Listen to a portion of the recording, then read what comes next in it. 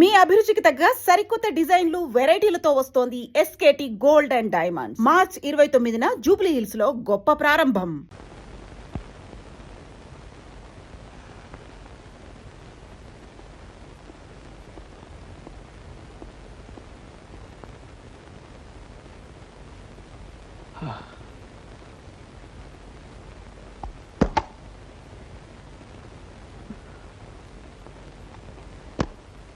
రాత్రి ఇంటికి రాలేదే? ఒక ముఖ్యమైన పని నుండి రాలేదు.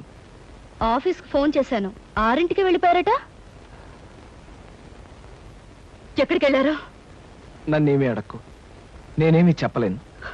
రాత్రి తెల్లవారులో మీకోసం 1000 కళ్ళతో కోటి ఆశలతో ఎదురు చూసిన భార్యని మీరు ఎక్కడికి వెళ్ళారో అని అడిగే హక్కు లేదంటారా? ఇప్పుడు హక్కులు అధికారాల ప్రసక్తి అనవసరం.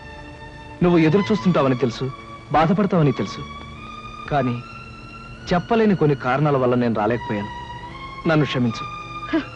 రాత్రంతా ఇంటికి రాని మగాడు భార్యకి నిజం చెప్పలేకపోయాడంటే అందుకొక్కటే కారణం ఉంటుందని భార్య తెలుసుకోగలదండి.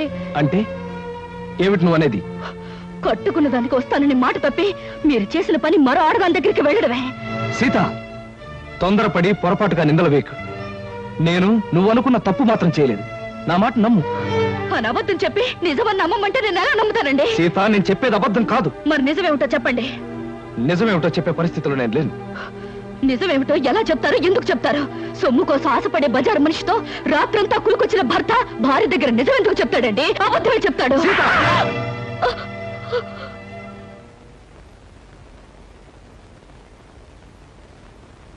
సీత, భార్యాభర్తల మధ్య ఉండవలసింది నమ్మకం. భర్త మాట భార్య, భార్య మాట భర్త నమ్మలేని రోజున వాళ్ళ మధ్య ఉన్న బంధం తెగిపోతుంది. నమ్మకం అనేది నిజం చెప్పే మనుషుల మీద ఉంటుంది కానీ అబద్ధం చెప్పే మనిషి మీద కాదండి. అబద్ధం అనే పునాదుల మీద కట్టుకున్న మన సంసారం అనే భవంతిని మరో పెద్ద అబద్ధం చెప్పి కూల్చి పారేసింది మీరేనండి. అత్తయ్య, మీరే చెప్పండి.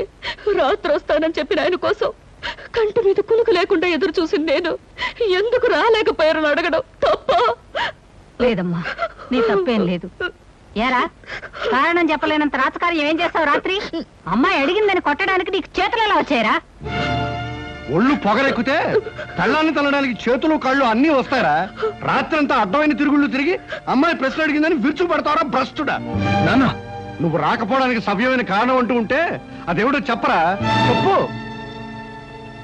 ఇతన్ని నిలదీసి అడిగినంత మాత్రాన్ని ఎలా చెప్పగలడు సార్? ఎవయా నైట్ జాలియా? నిద్రలేని మొహం చూస్తుంటే తెలియడం లేదు. రాత్రంతా బ్రహ్మాండంగా గడుపుకుంటాడు. వ్యధవేషాలు వేసిన చాలక నీ తప్పును కప్పించుకోవడానికి అడ్డండి. అవకాశం దొరికింది కదా అని కాకులాగా అందరూ నన్ను పొడుచుకు తినాలని చూడకండి. మీకేం తెలుసని మాట్లాడుతున్నారు? పెళ్ళైన దగ్గర నుంచి నాలో నేను ఎంత ఆవేదన అనుభవిస్తున్నాను మీలో ఎవరికైనా తెలుసా? పేరుకు మాత్రం ఈవిడ పెళ్ళంగా ఉన్నా, పడగదిలో మా ఇద్దరి మధ్య ఏ విధమైన సంబంధం లేకపోయినా అందరి ముందు ఆనందంగా ఉండటానికి, నటించడానికి నాలో నేను ఎంత నరకం అనుభవిస్తున్నానో మీలో ఎవరికైనా తెలుసా? కట్టుకున్న ఆడది పట్టుదలతో ఈ రోజు వరకు నన్ను ముట్టుకోలేదన్న విషయం మీకు తెలుసా? అయినా నేను ఆమెను ప్రేమిస్తున్నాను గనక, ఆమెకు అన్యాయం చేయలేను గనక ఈ క్షణం వరకు పరాయి ఆడదాని ఒక్క కన్నెత్తైనా చూడలేదన్న నిజం మీలో ఎవరికైనా తెలుసా? ఒక్క రాత్రి నేను ఎందుకు రాలేకపోయానో చెప్పలేనంత మాత్రాన నేను తప్పు చేసినట్టుగా కన్నవాళ్ళు భావించారు, పరాయి వాళ్ళు భావించారు, ఆఖరికి కట్టుకున్నది భావించింది. మగాడిగా నా ఓర్పుకు హద్దుంటుంది, మనిషిగా నా సహనానికి ఓ పరిధి ఉంటుంది. ఈ రోజు నా వాళ్ళు అనుకునే వాళ్ళంతా నన్ను వేలెత్తి చూపించారు. నా ఓర్పు చచ్చిపోయింది, నా సహనం నశించిపోయింది.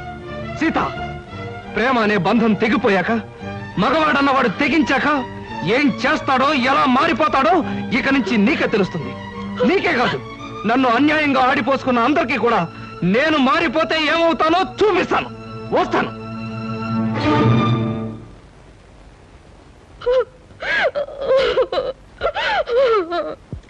ఏమిటా సమాచారం? నువ్వు చెప్పేది నిజమా? అవును బాబు, అమ్మాయి గారు మిగతా వాళ్ళు చేసిన గొడవకి కృష్ణబాబు మనసు విరిగిపోయింది. ఇంట్లోంచి వెళ్ళిపోయారు బాబు. తొందరపడి అమ్మాయి తప్పు చేసిందిరా. తప్పు చేసింది నేను కదా నాయన. అబద్ధంతో కట్టిన తాళికి తల ఉంచాను. అంతస్తులు వదిలి ఆయన ఇల్లాలుగా బ్రతకటం అలవాటు చేసుకున్నాను. మనసు మార్చుకుని ఆయనే దేవుడు అనుకునే క్షణంలో నన్ను, నా ప్రేమని నిర్లక్ష్యం చేశారు. నిన్న రాత్రంతా దేంతోనో గడిపి నా గుండె గాయించేశారు. అది కాదు బావగారు, ఆ అత్తగారిది రాత్రంతా చిందులతో వచ్చాడు. ఎక్కడికి వెళ్ళేవరా, ఏం చేశారో అని అడిగితే కనీసం జవాబైనా చెప్పకపోతే దాని అర్థం ఏంటి చెప్పండి? చెప్పమంటావా శంకరయ్య? అలా నీ కొడుకు వెళ్ళిపోయాడు అంటే అతను మహానుభావుడయ్యా, మహోన్నతుడని అర్థమయ్యా. నాన్న ఏమిటి మీరు అనేది? అవునమ్మా, అతను చిన్నవాడైనా చేతులెత్తి దండం పెట్టవలసినంత పెద్ద మనసు గలవాడమ్మా. పెళ్ళం ఇంట్లో కాచు కూర్చుంటే రాత్రంతా అడ్డమైన తిరుగులు తిరిగొచ్చిన మనిషి. చాలే ఆపవే. తొందరపడి నిందలు వేసి కాపురాలో నిప్పులు పోసుకునేది నీలాంటి ఆడవాళ్ళని. రాత్రంతా అతను ఎక్కడ గడిపాడు అనుకున్నావు? నీ తండ్రికి గుండె జబ్బొచ్చి చావు బతుకుల్లో మంచం పడితే తెల్లవాళ్ళు నిద్రాహారం లేకుండా సేవలు చేస్తూ గడిపాడే. మరి నాకు ఆ విషయం ఆయన ఎందుకు చెప్పలేదు? నిజం నీకు తెలిస్తే నువ్వెక్కడ కంగారు పడి కన్నీరు పెట్టుకుంటావునని చెప్పొద్దని అతని దగ్గర మాట తీసుకున్నాను. నాకిచ్చిన మాట కోసం మీరు నానా మాట్లాడినా అతను నిజాన్ని బయట పెట్టలేదు. ఇప్పటికైనా అర్థమైందా అతను ఎలాంటి మనిషి? సీత, నీ అహంకారాన్ని అహంభావాన్ని భరిస్తూ నీ పంతాన్ని పట్టుదలని సహిస్తూ ఇంతకాలం నువ్వు ఏ సుఖం అందించకపోయినా నిన్నే తన గుండెల్లో పెట్టు దాచుకున్న అతన్ని నువ్వు నిందించడం చాలా ఘోరం, నేరం. నా కూతురికి బుద్ధి లేకపోవచ్చు, మీ అందరి బుద్ధి ఏమైందయ్యా? మీలో ఎవరో కుటుంబాన్ని పట్టించుకోక రూపాయి సంపాదించక మీ ఇష్టం వచ్చేట్టు తిరుగుతుంటే మీ అందరికీ ఇంత తిండి పెట్టిన మనిషి అయ్యి అతను. కన్నవారి కోసం ఎండనక వాననక కష్టపడ్డ మనిషి అయ్యి అతను. అలాంటి మనిషిని గురించి నిజం తెలుసుకోక అవమానించడానికి మీకు బుద్ధి ఉండద్దు. సీత, తెగే వరకు దేన్ని లాక్కూడదమ్మా. తెగించే వరకు ఏ మనిషిని బాధ పెట్టకూడదు. నిజంగా తప్పు చేసిన భర్తను సైతం క్షమించగలిగే గొప్ప మనసు ఉండాలమ్మా భార్యలకి. అంతేగాని ప్రతి చిన్న తప్పుకి పెద్దగా గొడవ చేసుకుంటే ఈ లోకంలో ఏ కాపురం నిలబడలేదు తల్లి, ఏ కాపురం నిలబడలేదు. నా తప్పేమిటో నాకు అర్థమైంది నాన్న, ఇప్పుడే అర్థమైంది. అమ్మాయి గారు, అమ్మాయి గారు, కొంప మునిగిపోయింది. ఏమిటయ్యా, ఏం జరిగింది? ఏం జరిగిందో చెప్పవయ్యా. కృష్ణబాబు ఆ టైపిస్ట్ పిల్లలతో మకాం పెట్టారట. ఆమెకి పెళ్లి కూడా చేసుకుంటా. లేదు, అలా జరగడానికి వీల్లేదు నాన్న. ఆయనకి ఇప్పుడే నేను ఫోన్ చేసి మాట్లాడతాను. నా తప్పులన్నీ మన్నించమని, అవసరమైతే ఏ శిక్షణ విధించమని కోరుతాను. ఆయన నేను దక్కించుకుంటాను, ఆయన దక్కించుకుంటాను.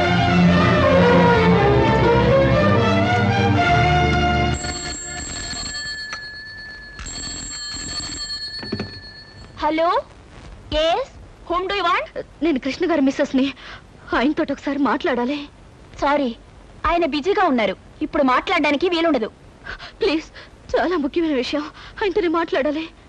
ఆయన మీరెవరా? నేను ఆయన పర్సనల్ సెక్రటరీని.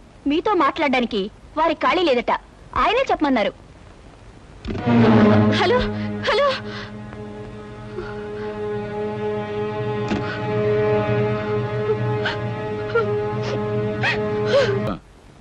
అందరూ నిన్ను అదృష్టవంతుడు అని పొగుడుతున్నా, కానీ నీ మనసులో అగ్నిపర్వతం మండుతోందని నాకు తెలుసు. అమ్మాయి పంతం పట్టుదల చూస్తుంటే నువ్వు పెళ్లి వద్దు వద్దని చెప్తున్న అమ్మాయి నీకు ఇచ్చి పెళ్లి చేసి పొరపాటు చేశానేమనిపిస్తోంది. మావయ్య, జీవితంలో ఛాలెంజ్ని ఎదుర్కోవడం నాకు చిన్నప్పటి నుంచి అలవాటైన ముందే చెప్పాను. సీతను తప్పకుండా మార్చి నా మనిషిగా, మామూలు మనిషిగా చేస్తాను. మీరేం బాధపడకండి.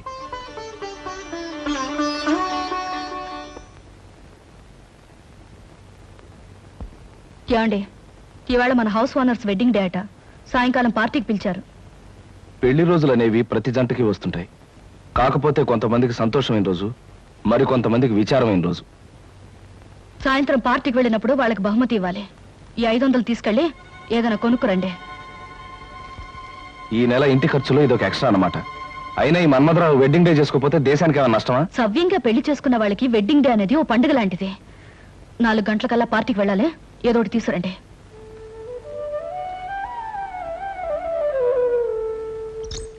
అమ్మాయి గారు, అమ్మాయి గారు. అదేమిటి సింహాచలం ఇలా వచ్చా?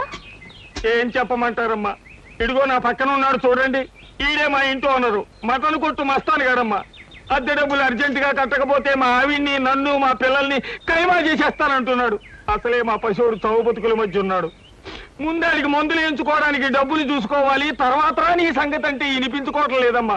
అదేమిటయ్యా మస్తాను, అవతల పిల్లాడి ప్రాణం మీదకి వచ్చిందంటే వినకుండా ఏమిటంత మాటలు? మాటలు కాదు అమ్మా, ఖచ్చితంగా వీడిని ఖాళీ చెయ్యి, కైమా కొట్టి వీడిని కొంప ఖాళీ చేయించేస్తాను. అమ్మా, వీడికి నచ్చ చెప్పడానికి చూసి ప్రయోజనం లేదు తల్లి. ఇప్పటికే వీడి మనుషులు సామానంతా బయట పారేసి చిందులు దొక్కేస్తూ ఉంటారు. నా పెళ్ళం బిడ్డను ఒళ్ళో పెట్టుకుని సాగు బతుకుల మధ్య ఉన్నాడు అని ఏడుస్తూ ఉంటుంది. ఏం చెప్పినా వినకపోవడం వీడికి పుట్టుకతో వచ్చిన గుణమమ్మా. డబ్బులు ఇవ్వడం తప్ప మరో దారి లేదు తల్లి, మరో దారి లేదు. నువ్వంత బాధపడకు సింహాచలం. అతను అంత మనసు లేకుండా దుర్మార్గంగా మాట్లాడుతుంటే మనసున్న మనిషి ఎవరు చూస్తూ ఊరుకోలేరు. నీకెంత కావాలి?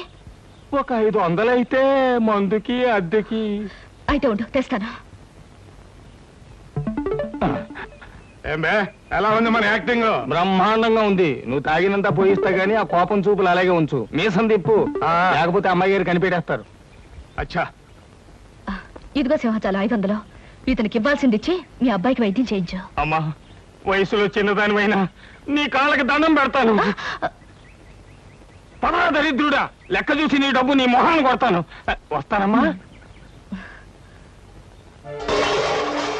బాబు, అసలే పసివాడికి ఒళ్ళు బాగుండగా ఏడుతున్నాను. ఇప్పుడు అద్దె పేరు చెప్పి సామాన్లన్నీ బయట పారేసి అన్యాయం అయిపోతాను బాబు. నోరు మీవే. నాకు అద్దె డబ్బులు ఎగ్గొట్టి మీ ఆయన సొమ్ములన్నీ సీసాలు తగలేస్తుంటే నేను నోరు మూసుకుంటావాలా? ఈ ఒక్కరోజు గడివే ఉండు బాబు, రేపు మీ డబ్బులు మీకు ఇచ్చేస్తాను. అదేం కుదరదు, ఇప్పుడే ఇచ్చి తీరాలి. కృష్ణ బాబు ఏమిటి మంగమ్మ, ఏం జరిగింది? 3 నెలలు అద్దె బకాయి పడిందని ఇంట్లో సామానంతా ఈదులో పడేస్తానండి పెద్ద మనిషి. 3 రోజులుగా బిడ్డ ఒళ్ళు అగ్గిలా కాలిపోతున్నా ఆసుపత్రికి తీసుకెళ్ళడానికి కూడా డబ్బులు లేక బాధపడుతున్న దాన్ని ఇప్పుడు ఈ అద్దె డబ్బులు ఎక్కడి నుంచి తెచ్చేయగలను బాబు? అవును, సింహాచలం ఏమయ్యాడు? వాడే సవ్యంగా ఉంటే మాకు ఇట్టండి కట్టాలు ఎందుకు వస్తాయి బాబు? కృష్ణ బాబు, నా కాపురాన్ని మీరే నిలబెట్టాలి. నా బిడ్డ ప్రాణం మీరే కాపాడాలి బాబు, మీరే కాపాడాలి. బాబు వెళ్ళు. రండిరా. ఓయ్, ఆ సామానంతా లోపల సర్ది వెళ్ళండి. అలాగే అయ్యా. మంగమ్మ, ఇదిగో డబ్బు. ఇంటి ఖర్చులకి, కుర్రాడి హాస్పిటల్ ఖర్చులకి ఉంచు. మీరు నిజంగా దేవుడు బాబు. మంచి సమయానికి చల్లని మనసుతో వచ్చి మమ్మల్ని కాపాడారు. మీరు 1000 సంవత్సరాలు బతకాలి బాబు. సీత, సీత. ఏమిటండి ఇంత ఆలస్యంగా వచ్చారు? బహుమతి ఏం తీసుకురాలేదా? లేదు సీత, అనుకోకుండా ఓ సంఘటన ఎదురైంది. మన సింహాచలం లేడు, ఇంటి వనరు డబ్బు ఇవ్వలేదని వాడి సామాన్లన్నీ బయట పారేశాడు. ఓ పక్క పిల్లాడికి ప్రాణం మీదకొచ్చి మందులు ఇప్పించడానికి డబ్బు లేక ఆ తల్లి ఏడుస్తుంది. ఆ పరిస్థితి చూస్తే నాకే కళ్ళలో నీళ్లు తిరిగాయి. అసలు ఒక డబ్బున్నవాడి పెళ్లి కానుకి ఖర్చు పెట్టడం కంటే ఓ పేదవాడి బ్రతుకి ఖర్చు పెట్టడం మంచిదని చెప్పి ఆ డబ్బు వాళ్ళకే ఇచ్చేశాను. చాలా అద్భుతంగా ఉంది మీ అబద్ధం. ఏమిటి సీత, ఏమిటి నువ్వనేది? ఏమీ తెలియనట్టు నటించాలని చూడకండి. నాకంతా తెలుసు. పొద్దున్నే సింహాచలం వచ్చి నా దగ్గర పరిస్థితి అంతా చెప్పి 500 తీసుకెళ్లాడు. ఆ విషయం తెలియక తమరు తెలివిగా అబద్ధం ఆడాలని చూశారు. అదిగా సీత, నేను చెప్పేది. చెప్పడానికి ఏముంది? అబద్ధం మీద అబద్ధం తప్ప. మన పెళ్లి జరిగాక మీరు మారారనుకున్నాను, కానీ ఇప్పుడు అర్థమైంది మీరు మారలేరని. అది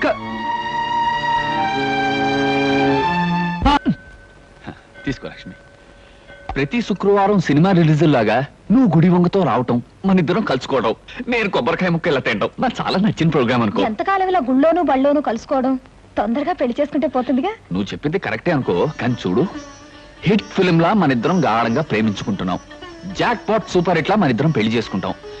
కాకపోతే ఫ్లాప్ సినిమాలా నాకు ఉద్యోగం సద్యోగం లేకుండా పెళ్లి అని నోరెత్తాననుకో, మా అమ్మ, మా నాన్న, మా అన్నయ్య, మా వదిన నలుగురు నా మీద పడి యుద్ధం చేస్తారేమో కాస్త భయంగా ఉంది. నేను ఉద్యోగం చేస్తున్నానుగా బాబ్జీ, నేను సంపాదిస్తాను.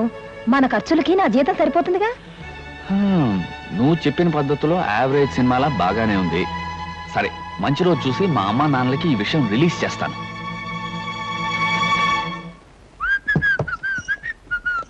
ఏమయ్యా బాబ్జీ, ఇలారా. ఏంటొద్దునా? కాస్త ఈ కూరలు తరిగి పెట్టు, నాకు వేరే పనుంది. కూరలు తరిగి పెట్టడమా? అవునయ్యా, అవతల నాకు చాలా పనులున్నాయి. నువ్వు ఈ పని చేయి. అది కాదు వదినా, కూర తిని పెట్టమను, తిని పెడతాను. అయినా నేను కూరలు తరగడం ఏంటి? సరే, నువ్వు వెళ్ళి నీ పని చూసుకో, నేను తరిగి పెడతాను. నాకు ఇది అలవాటే.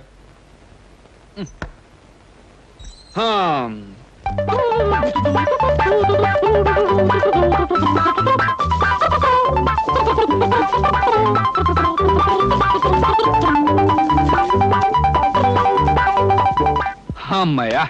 వదినా, వదినా, ఈ పని అయిపోయింది. ఇదిగోనయ్యా బాబ్జీ, ఆరిన బట్టలు తీసుకొచ్చాను, చక్కగా మడతపెట్టు. ఇదేమిటి వాళ్ళు ఇన్ని పనులు పురమాయిస్తోంది? పొద్దున్న లేస్తూ ఎవరి మొహం చూశానో ఏమిటో. కానీ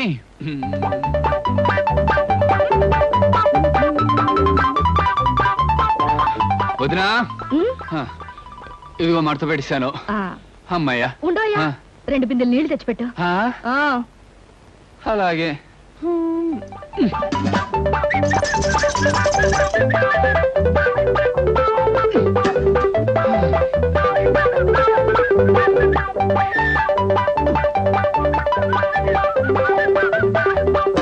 అమ్మయ్యా వదినా, అదిగో బిందులతో నీళ్లు పెట్టేశాను. ఇంకేమైనా పని ఉంటే చెప్పు. అయిపోయిందని నీ వెళ్ళడం ఆపి నువ్వు చెప్పడం ఎందుకు? అన్ని పనులు చాలా చక్కగా చేసావు. Very good. నువ్వు ఒక మంచి హౌస్ హస్బెండ్ అవుతావు. హౌస్ హస్బెండా? అదేమిటి? ఇంటి పట్టు నుండి పని చేసుకునే ఇల్లాల్ని హౌస్ వైఫ్ అంటారు.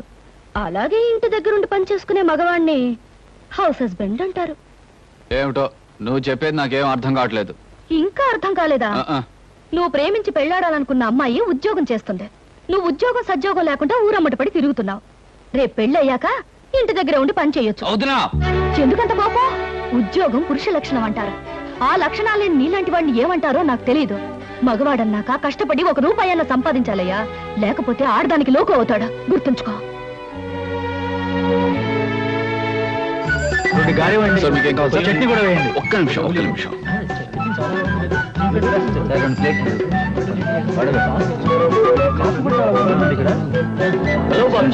హలో కుమార్, ఏమిటో మొబైల్ క్యాంటీన్ రన్ చేస్తున్నావు? ఒరే, మనిషి అన్నవాడు తప్పు నేరం చేయకుండా ఏ పని చేసినా మంచిదేరా. నీకేం కావాలో చెప్పు, ఫ్రీగా ఇస్తాను. సార్ మీకు 10 పైసలు కదా. ఇవ్వండి. అక్కడ చట్నీ కూడా వేయండి.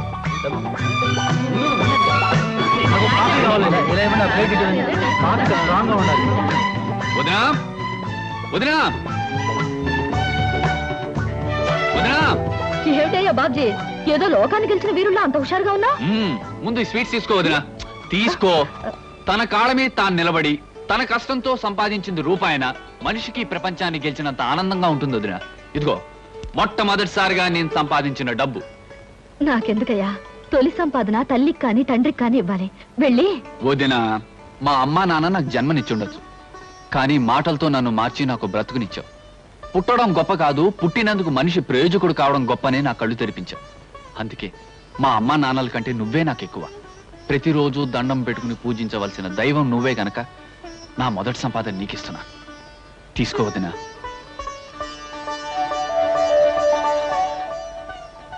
మీ అమ్మా నాన్నల కంటే నన్ను ఎక్కువ అంటున్నావు అంటే నీ పెళ్లి బాధ్యత నా మీద వేసుకోవడం తప్పదంటావు, అంతేనా?